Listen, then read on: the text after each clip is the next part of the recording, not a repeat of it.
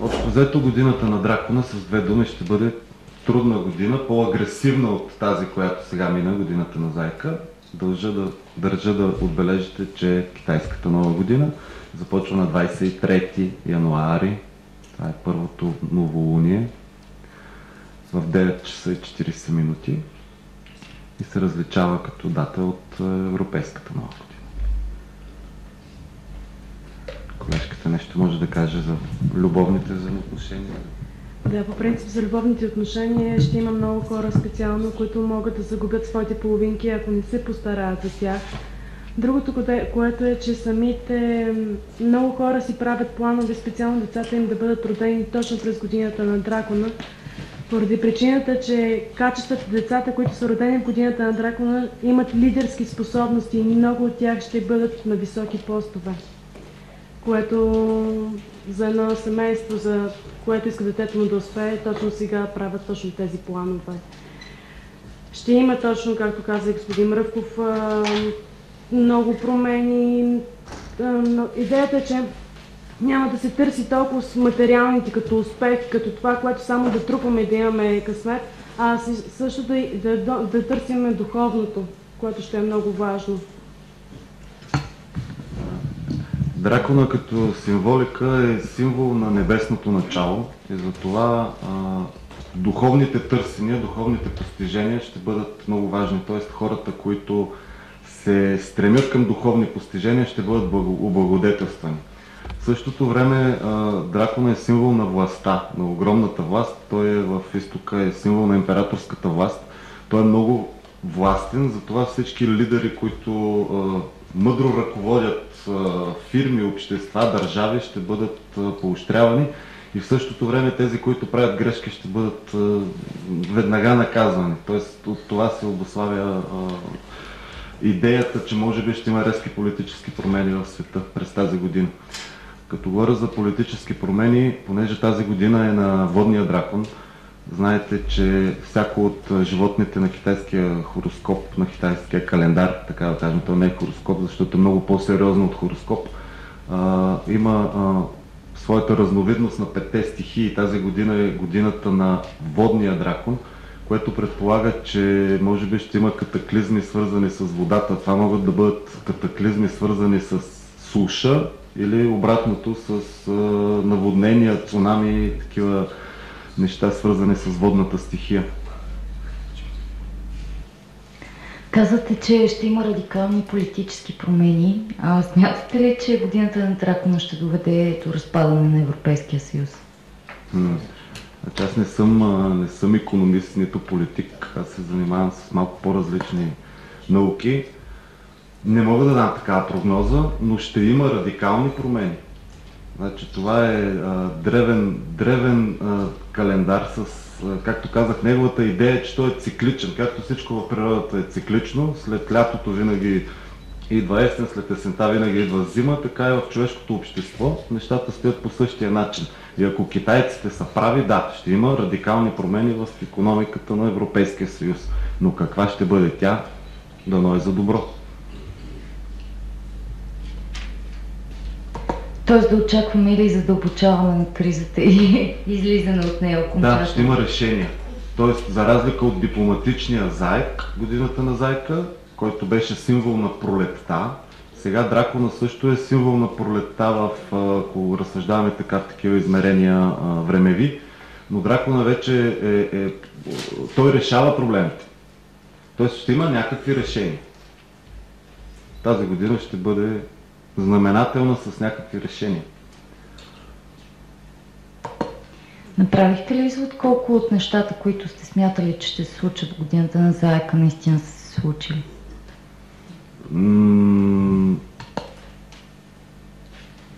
Специално, ако говорим в сферата на тук в нашата държава, политическите влияния, през годината на заека той беше идеята, че той ще покаже какво ще се случи като постъпки, който, например, лъжи или който не е честен, който има някакви спекулации, които да направи. Заека ги показа и все още ги показва. Те годината ще излезат наяве. В момента нещата, които се показват и които излизат, дракона ще подпомогне той да ги изчисти това, което не е редно. Тоест до година да вярвам повече на съдебната система. До година трябва ще бъде активна по-скоро изпълнителната власт. Съдебната система е само част от изпълнителната власт. Тоест тази година ще бъде година на решения, на физически решения. Не на мислене, не на концепции, а на действия. Година на лидерите. Може би ще излезат нови лидери. И в България, и в Европейския съюз.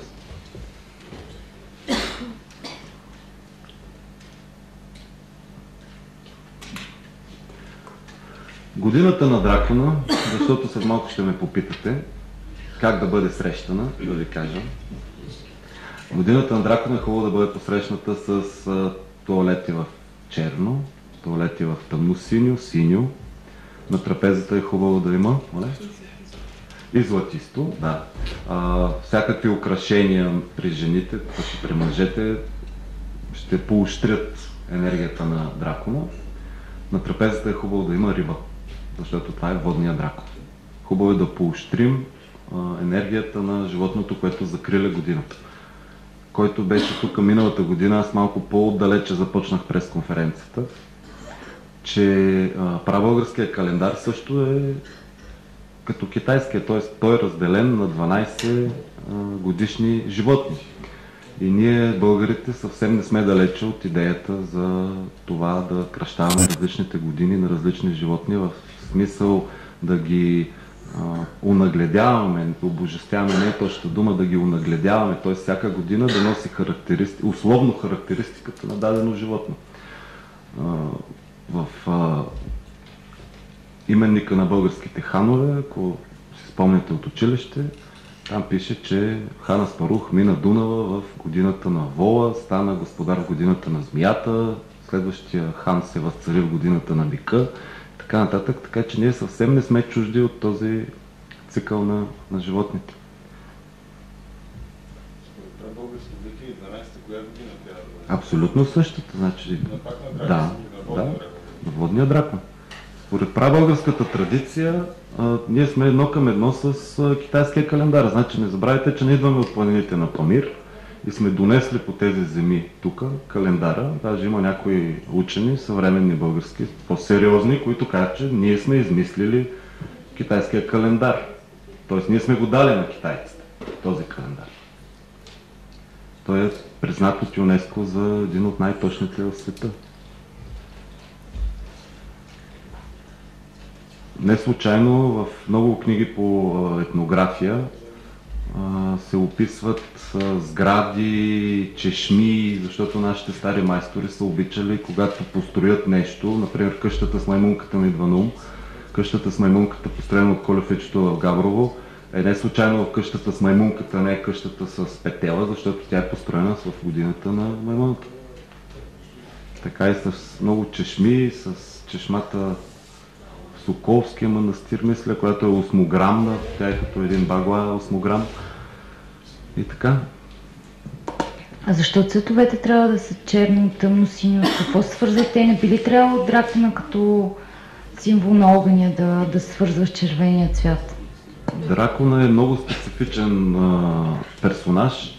Той е символ на небесното начало. По принцип неговият елемент е дърво. В китайската и в фъншуй като цяло неговият елемент е дърво, т.е. цвета му е зелен. Подхранващия елемент на дървото е вода. Цвета на дървото е зелен, на водата е черен и син, най-вече тъмно син. По-скоро би трябвало да се избягват огнените неща, огнените символи през 2012. И друго, което сега ми идва на ум, какво трябва да се избягва, има едно понятие, така наречените летящи звезди. Това са няколко вредни влияния, които през всяка година оказват вредно влияние върху хората. През 2012 това ще бъде посоката на юго-истока и там тази посока не бива да бъде тревожена. Това е така наречена пета жълта звезда, или на научен език казано, това е влиянието на Юпитер. Юпитер е най-голямата планета в Слънчевата система. Вие знаете, че една малка луна може да мести океани, да предизвиква приливи и отливи. Юпитер е като маса голям, колкото всички планети взети заедно. И естествено, че той също оказва влияние върху живота на всички планети. Живота на Земята, на хората. Така че тази година не бива да бъде тревожена неговата посока. Тревожен означава там не бива да се правят ремонти, там не бива да се вдига шум, там не бива да се пали огън, свещи и такива неща. Тоест той не бива да бъде активиран тази посока юго-исток. Защо точно Юпитер? Ами в древните са знаели много неща, които ние сме забравили, даже в училище ги учим и пак ги забравяме, защото Юпитер каза, че най-голямата планета в Слънчевата система. Тя оказва влияние, след Слънцето, тя оказва най-голямо влияние върху съдбините на останалите планети. В старобългарския език това е Янкул, така сме го наричали древните българи, откъдето идва името Янко, т.е. велик могъщ. Тя дали е някаква неблагоприятна позиция преди? Не, тя е благоприятна, но тя е много силна тази енергия и не бива да бъде тревожена, защото тя така и така е силна и когато усилим още повече ще се получи ефекта на скъсана язовирна стена. Тоест по-добре да я държим затворена, отколкото да я отприщим, защото тя просто ще ни залее. Водният дракон как си партнира с Водолея? Да, водният дракон е абсолютен аналог на Водолея. Не знам дали случайно или не ми задавате този въпрос, но водният дракон е партньор на... Тоест, ако говорим за европейските зодии, той е еквивалент на Водолея. Макар че феншуй не работи с зодиите, но това мога да ви го кажа. Той с европейското виждане за зодиите. И все пак могат да се правят някакви аналогии между европейския хороскоп и китайския календар. Тоест... Вижте, аз не обичам да се занимавам с астрология. Астрологията е друга наука. Това, в което съм се убедил в източните разбирания, когато кажеш, че човек е роден в годината на, е вярно, защото го виждам от това, с което се занимавам вече толкова години, с което консултирам хора, когато работя по проекти, когато консултирам сгради и така нататък. За европейската астрология и зодиак ми е трудно да кажа, но тук само ще цитирам Карл Густав Юнг. Знаете, той е един от най-добрите ученици на Фройд, който в последните години на живота си, освен психологията, се отдава вече сериозно на връзката на психологията с езотериката.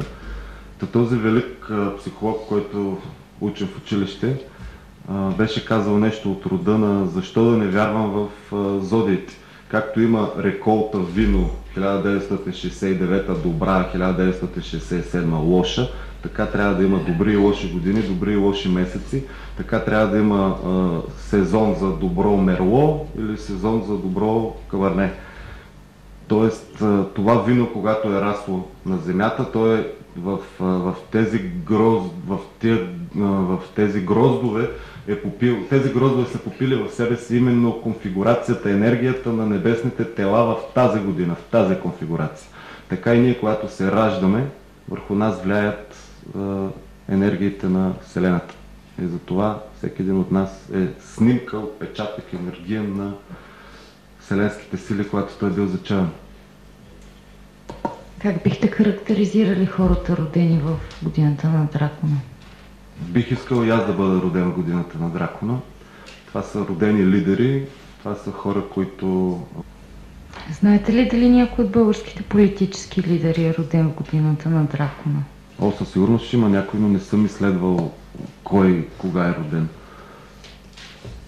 Да, т.е. ако имам рождените дати, веднага ще ви кажа, но за съжаление ги нямам. Кого бихте оприличили на дракона? Бойко Борисов. А защо? Ами, според мен, той е такъв кардинален тип човек, който работи по драконовски, с драконови мерки, с драконови мащаби. Едновременно жесток, но едновременно любимец на жените. Тоест пак двете неща в едно. Той ми идва на ум в момента. В годината на кое животно смятате, че е роден вице-премиера Симеон Дянков? Пак да казвам, аз не съм астролог, нито гадател. Опитах се да ви представя китайското виждане, хилядолетно виждане за 2012. Не се занимавам с персонални хороскопи.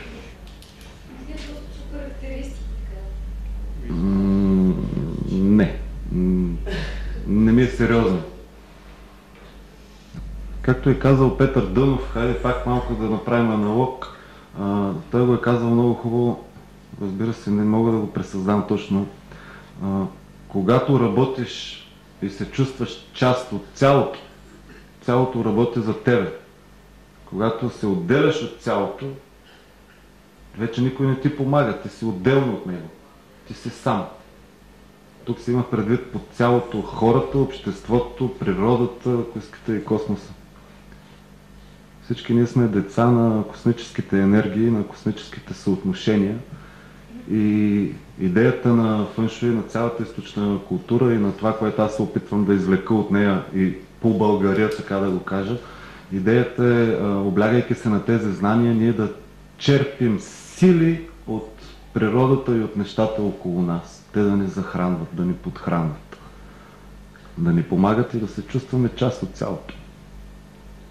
И да се променяме с цялото, защото енергията, Вселената се променя всеки един миг.